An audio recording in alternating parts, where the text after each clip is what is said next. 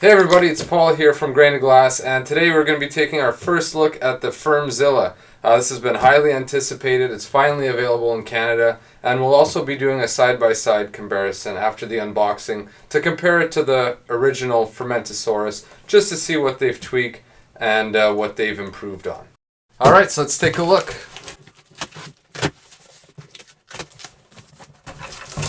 Alright, so first thing I see is the new collection container, which compared to the Fermentasaurus is twice the size, so it's 1 liter instead of half a liter, and it also has some connections. I believe you can hook up CO2, so let's say you want to add a dry hop addition, you can put in your dry hops, hook it up to the unit, and then just flush it with CO2, so that way you don't risk oxidizing your beer.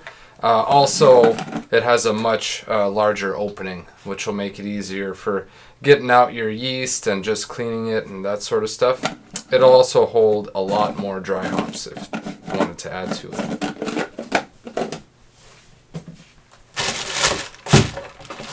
Then we have the unit itself, which is smaller now. 7.1 gallon US versus the 9.25 gallon Fermentasaurus. You can see there's a much wider opening down here. I forget the exact size. I think it's almost 4 inches, whereas the old model is like maybe 1.25 inches, something like that. It also has a much better handle for the butterfly valve. The other one was just a small little plastic nub. This is a nice big stainless steel one. And it looks like they have a wider opening on here as well. Oh yeah, that's got to be a good 1.5 to 2 inches wider than the Fermentasaurus was, so make it easy to get in there, get everything nice and clean.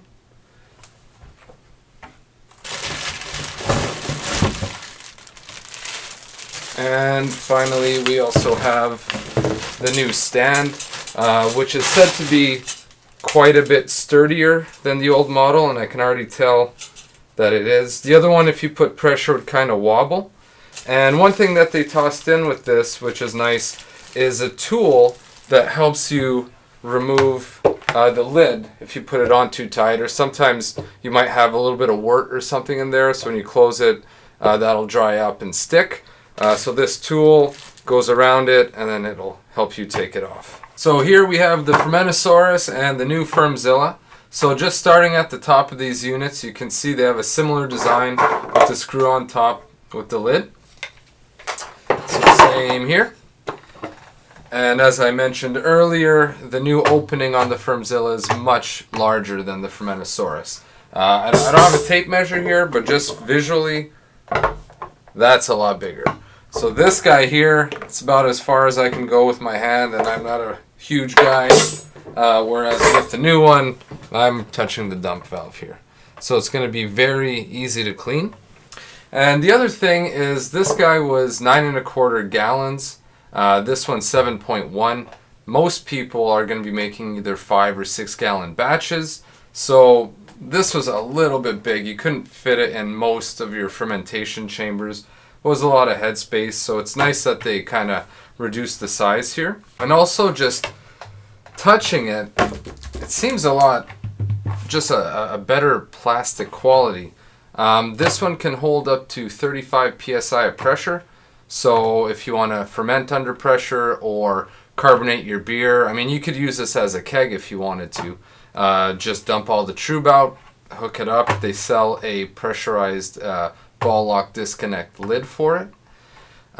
So that's pretty cool. The stand is a lot sturdier. It's kind of hard to see on camera and I'm on a carpet, but just feeling it, it's a lot sturdier for sure. Still has handles for carrying it around a lot easier. For me, I usually brew either on my deck or in my garage. I ferment in my basement, so this will make it pretty easy to carry. And then going down to the dump valves, again, you can see it's just much larger on the new version. Some people were complaining on the old version because the opening here is so small. Let's see if we can take a look here. about what this collection ball is. That's not much, so this would get plugged up with hops or yeast, that sort of thing. You can also see here the old butterfly valve. To open it was just this little plastic thing. It kind of got stuck sometimes. I mean, it was a good unit for its time, but you could see that there was room to improve for sure. So the new one, again, much better. This is much better design. And also a heck of a lot wider. If you want to look at them side by side here, that's a big difference. And it's a great improvement on the design. Okay, so one of the main features that everybody liked about the Fermentasaurus was that you could ferment under pressure, use it as a keg, do closed CO2 transfers from the unit into your keg, and you used to have to buy a whole new lid for that with your gas and liquid disconnects.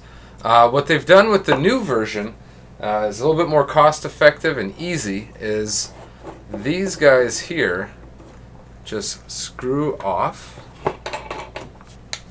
and then they sell these guys, which is a liquid or gas ball lock post disconnect. So it's basically like a carbonation cap, and these guys just screw right on in their place.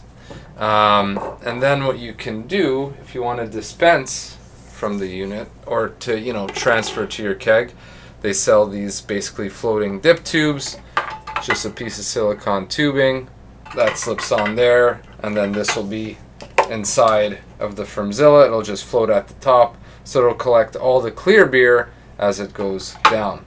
So you can dispense from here, or if you wanted to rack with CO2, so reducing oxygen uptake, you can just put a jumper from here to your keg, do a closed transfer. Or another cool thing is if you just want to take a hydrometer sample, rather than taking off the collection jar and all that sort of thing, you can just rig up a cheap picnic tap right to the top, fill your hydrometer jar with it, and away you go. Don't have to open anything, so that's really cool. And if you want to ferment under pressure, just get yourself a spunding valve. We sell these. I think they're around $50. You could build one yourself. That would just go right on here. Boom. Set your pressure level, and then it'll use the CO2 produced during fermentation to actually carbonate the beer. There are other reasons you might want to do this. There's been studies that show if you're brewing a lager at warmer temperature, having it ferment under pressure will suppress some of the esters you'd usually get fermenting at a higher temperature. Anyway, stuff like that. So these are some pretty popular and interesting accessories that they sell for this unit.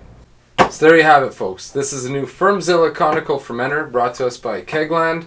What do you guys think? Do you think it'll help you make better homebrew, perhaps do some closed CO2 transfers and avoid oxidation, which is an issue that plagues many of us?